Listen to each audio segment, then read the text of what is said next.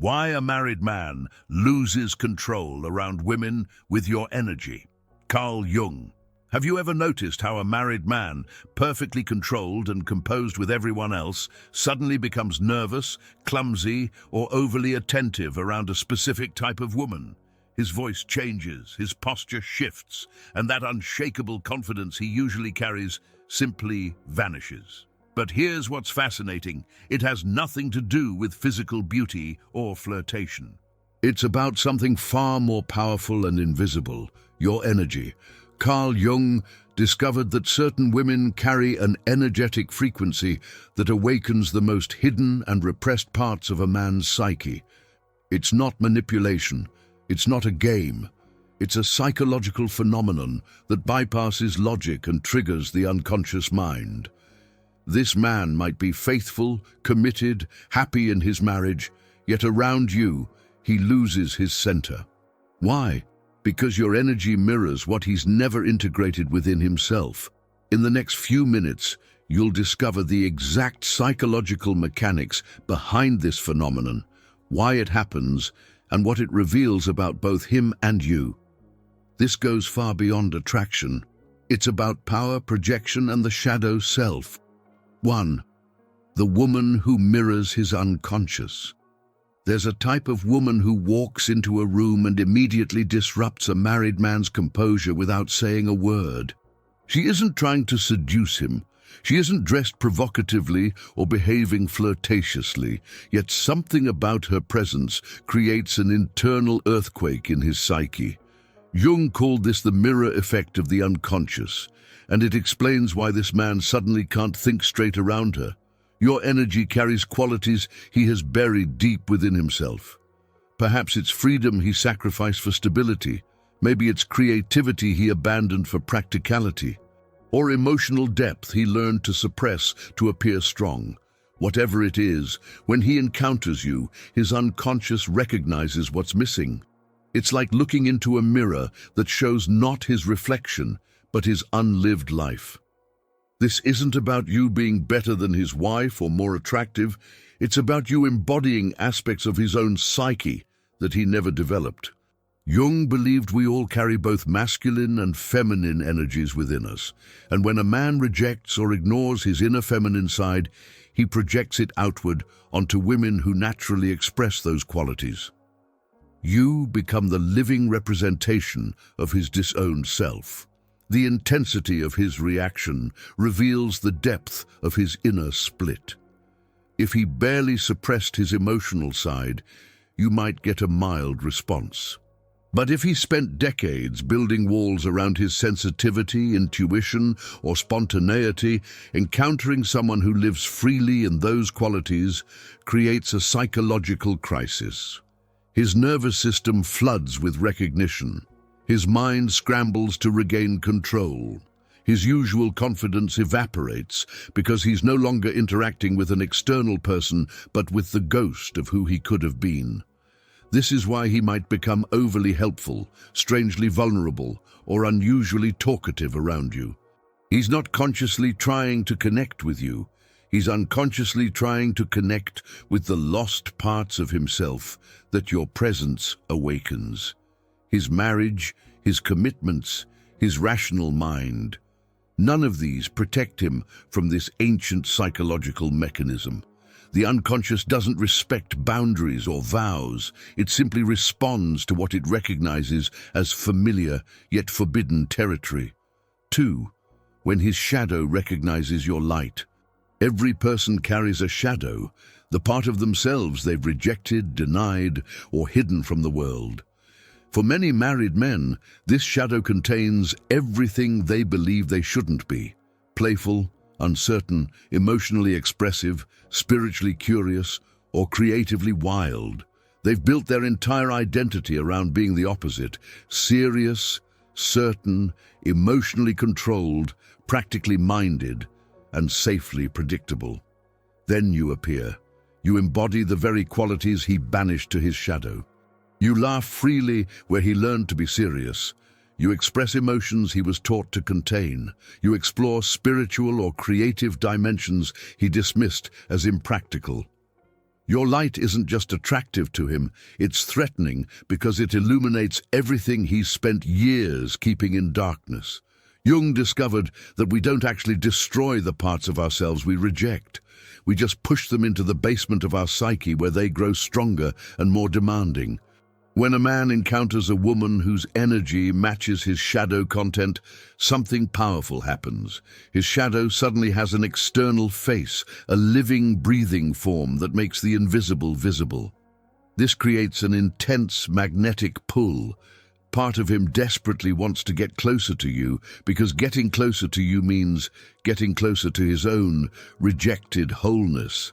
Another part of him feels terrified because acknowledging you means acknowledging everything he's denied about himself. This internal war manifests as confused behavior. He might seek you out, then avoid you. He might compliment you, then criticize you. He might be warm, then suddenly cold. What makes this particularly intense is that his shadow doesn't just contain negative traits. It often contains his most alive, authentic and powerful qualities, the parts of him that society, family or his own fear convinced him to suppress. When your light touches his shadow, it doesn't just reveal his darkness. It reveals his unused potential, his unexpressed gifts, his unlived dreams. His loss of control around you isn't weakness. It's his psyche's desperate attempt to reclaim what was lost. The problem is, he doesn't understand what's happening. He thinks it's about you when it's actually about him. He thinks it's attraction when it's actually recognition. And that confusion makes him behave in ways that surprise even himself. If you want to understand why a married man loses control around women with your energy, and how this reaction exposes the shadow he's been suppressing, the Jung method is fixed in the first comment. 3. The energy that breaks his mental control. A married man prides himself on mental control. He's mastered the art of logical thinking, rational decision-making, and emotional regulation. He's built a life based on predictability and stability. Then he meets a woman whose energy operates on a completely different frequency, and suddenly, all that mental control becomes useless. Your energy doesn't communicate through words or logic. It communicates through presence, vibration, and feeling. This bypasses his intellectual defenses entirely. He can't think his way out of what he's experiencing because thinking is precisely what stops working around you. His mind, usually his most trusted tool, suddenly feels scrambled and unreliable. Jung understood that the psyche operates on multiple levels. The conscious mind, where we do our thinking and planning, is just the surface. Beneath it lies the personal unconscious with our memories and experiences, and deeper still, the collective unconscious containing universal human patterns and instincts. Your energy speaks directly to these deeper levels, triggering responses that have nothing to do with conscious choice. When his nervous system detects your energetic signature, it activates ancient programming. His body responds before his mind can interpret what's happening. Heart rate increases, dilate pupils, blood flow changes, hormones shift. These aren't decisions, they're automatic responses to a perceived significant presence. By the time his thinking mind catches up, his body has already declared you important. This is why he can't simply decide to not be affected by you. Mental control works on conscious processes, but what you're triggering is unconscious and biological. It's like trying to control your heartbeat through willpower alone. You can influence it indirectly, but you can't directly command it to stop responding. The more he tries to maintain control around you, the more energy he expends, and the more obvious his struggle becomes. Other people might not notice, but you can feel the tension radiating from him. He's fighting an internal battle between what his programming tells him to do and what his conscious values say he should do. This split creates the exact nervousness and awkwardness that reveals his loss of control. 4. Why commitment doesn't protect him from you. He loves his wife, he values his marriage, he has no intention of being unfaithful, yet none of this protects him from losing his composure around you. This confuses him deeply because he believed commitment was a shield against temptation. What he doesn't understand is that what's happening isn't about temptation at all. Commitment protects against conscious choices. It helps him turn down advances, avoid compromising situations, and maintain appropriate boundaries. But it can't protect against unconscious psychological processes. When your energy triggers his anima, his inner feminine image, his psyche responds whether he wants it to or not. This isn't a moral failure. It's a psychological reality that exists beyond the realm of choice. The anima is every man's internal feminine side, shaped by his mother, early female influences, and collective images of femininity. Most men never consciously develop their anima. Instead, they project it onto women, seeking in external relationships what they should be integrating internally. A married man often projects his anima onto his wife during courtship, but over time, familiarity can dim this projection. When he encounters a woman whose qualities closely match his unconscious anima image, the projection reignites with tremendous force. Suddenly, he's experiencing feelings of fascination, idealization, and longing that seem to come from nowhere. These feelings have nothing to do with who you actually are. They're about who his psyche believes you represent. His commitment can't stop this projection because commitment operates in the conscious realm, while projection operates unconsciously. He can absolutely choose not to act on these feelings. He can maintain perfect behavioral integrity, but he can't choose not to have the feelings in the first place. They arise automatically, triggered by the match between your energy and his internal feminine image. This is why happily married men can still lose control around certain women. The marriage satisfies his conscious needs for partnership, stability, and companionship. But if he's never integrated his anima, never developed his own inner feminine qualities, he remains vulnerable to external projections. Your energy simply reveals what was already incomplete within him. The commitment doesn't fail, the psychological integration was never there to begin with. 5. The anima projection. You become his fantasy. When a married man projects his anima onto you, something strange happens. He stops seeing you as you actually are and starts seeing you through a filter of his own unconscious desires and idealized images. You become a screen onto which his psyche projects everything it longs for but hasn't integrated. This turns you into a fantasy figure that's more about him than about you. The anima carries a man's vision of the ideal feminine. For some men, this ideal is nurturing and gentle. For others, it's mysterious and wild. For others still, it's spiritually deep or intellectually brilliant. Whatever form it takes, when your natural energy matches this internal image, he unconsciously casts you in a role you never auditioned for. This projection is incredibly powerful because it feels absolutely real to him. He experiences you as uniquely special, different from other women, somehow meant to cross his path. He might even feel a sense of destiny or fate around meeting you. What he doesn't realize is that he's not responding to you. He's responding to his own psyche, using you as a mirror. The intensity of this projection explains behaviors that seem disproportionate.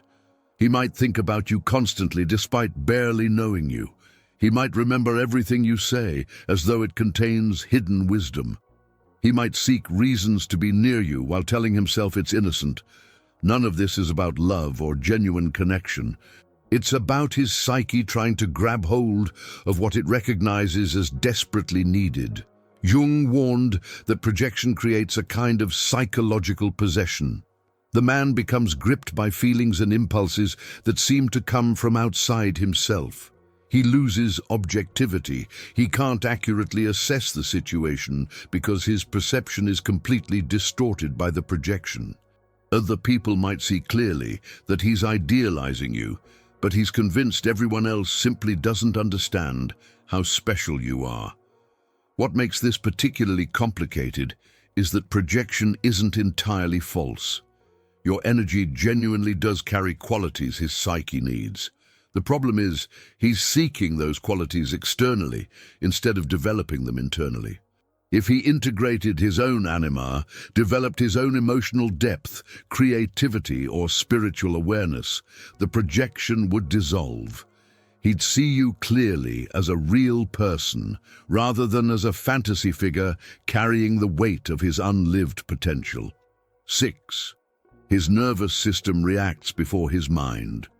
Before his brain can form a single thought about you, his nervous system has already decided you're significant. This happens in milliseconds, far below the threshold of conscious awareness. His body reads your energy the way animals read each other, through subtle signals that bypass language and logic entirely. The autonomic nervous system controls automatic responses: heartbeat, breathing, digestion, hormone release. When you enter his space, this system scans your energetic signature and compares it against deep patterns stored in his unconscious. If your energy matches something his psyche has marked as important, his nervous system activates a stress response, not because you're dangerous, but because you're psychologically significant.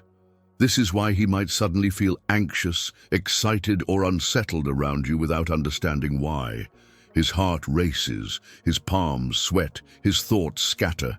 These are physical manifestations of his nervous system declaring an emergency, not because something is wrong, but because something unconsciously important is happening. His body is preparing him to pay maximum attention. The rational part of his brain then tries to make sense of these physical sensations. He might tell himself he's attracted to you, or that he's nervous for some other reason, or that he's imagining things. But the physical response came first. The explanation came second. And because the response originated below consciousness, no amount of rational thinking can turn it off. This creates a feedback loop. His nervous system responds to your energy. This response makes him self-conscious. Self-consciousness increases his anxiety. Increased anxiety makes him more awkward. His awkwardness makes him even more self-conscious. Meanwhile, his mind is frantically trying to regain control over a process that never consulted it in the first place. What's fascinating is that this response is highly specific. He doesn't react this way to every woman, only to women whose energetic frequency matches particular patterns in his unconscious. This specificity proves the reaction isn't about conscious attraction or choice. It's about deep recognition happening at a level of his being that operates independently from his thinking mind. By the time he's aware of feeling nervous around you, his body has already been responding for several seconds or even minutes, and the cascade of physical and emotional reactions has already begun. 7. What he sees in you that's missing in his life. When a married man loses control around you, he's seeing through you to something missing in his own life. Your presence acts as a revealer, highlighting the gaps between who he is and who he could have been. This isn't about comparison between you and his wife. It's about the comparison between his current life and his unlived potential. Perhaps he chose security over adventure, and your energy carries the freedom he sacrificed. Maybe he prioritized logic over feeling, and you move through the world with emotional authenticity he abandoned. He might have selected the safe career path while you pursue creative expression he deemed impractical. Whatever the specifics, you embody possibilities he foreclosed when he made choices that led to his current life. This recognition creates a complex emotional state. Part of him feels grief for what he gave up. Part of him feels anger at himself for choosing safety over authenticity. Part of him feels longing to reclaim what was lost. And part of him feels hopeless because he believes it's too late to change. All these feelings get projected onto you, making his reaction to your presence extraordinarily intense. What he sees in you isn't really you at all. It's his own disowned qualities reflected back at him. If he buried his sensitivity, you appear extraordinarily sensitive. If he suppressed his spirituality, you seem deeply spiritual. If he abandoned his playfulness, you radiate joy and spontaneity. The qualities seem to exist in you at exaggerated levels because he's not seeing them clearly. He's seeing them through the lens of his own deprivation. This is why his fascination with you often comes with subtle resentment or criticism. You remind him of his own compromise, and that reminder stings. He might admire your freedom while simultaneously judging it as irresponsible. He might be drawn to your emotional openness while criticizing it as excessive. These contradictions reveal his internal conflict between who he is and who he wishes he could be. The tragedy is that everything he sees in you already exists within him in dormant form. The adventure, the creativity, the emotional depth, the spiritual connection, all of it lives in his own psyche waiting to be activated.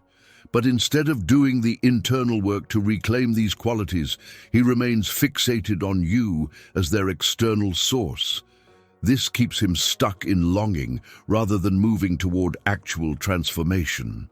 Your energy showed him the door to his own wholeness, but he's standing outside staring at you instead of walking through it himself. 8. The power you hold without trying. The most striking aspect of this entire phenomenon is that you're not doing anything to create it. You're not trying to attract him. You're not playing games or manipulating him. You're simply being yourself. And that authentic self-expression carries a power that dismantles his carefully constructed control. This reveals something crucial about real power. It doesn't come from effort or strategy. It comes from alignment with your true nature. Your energy affects him so strongly precisely because it's genuine. If you were performing or pretending, his unconscious would sense the inauthenticity and remain unmoved. But when you show up as you actually are, fully inhabiting your qualities without apology or exaggeration, you activate something in his psyche that recognizes truth. His unconscious responds to your congruence because it's starving for the same thing in his own life. This is why women who try to create this effect through manipulation or technique always fail. The power isn't in specific behaviors or calculated moves. It's in the energetic frequency of someone who has done their internal work, integrated their shadow, and arrived at authentic self-expression. You can't fake this frequency. You can only develop it through genuine psychological and spiritual growth. Understanding this power means recognizing you're not responsible for his reaction. His loss of control reveals his internal state, not your intention. You're simply living your truth, and his psyche happens to recognize something in that truth that mirrors his own unlived potential. This distinction is important because it prevents you from either weaponizing your effect on him or feeling guilty about it. The deeper truth is that your power serves a purpose beyond affecting him. Every time someone loses their composure around your authentic energy, it's confirmation that you're aligned with something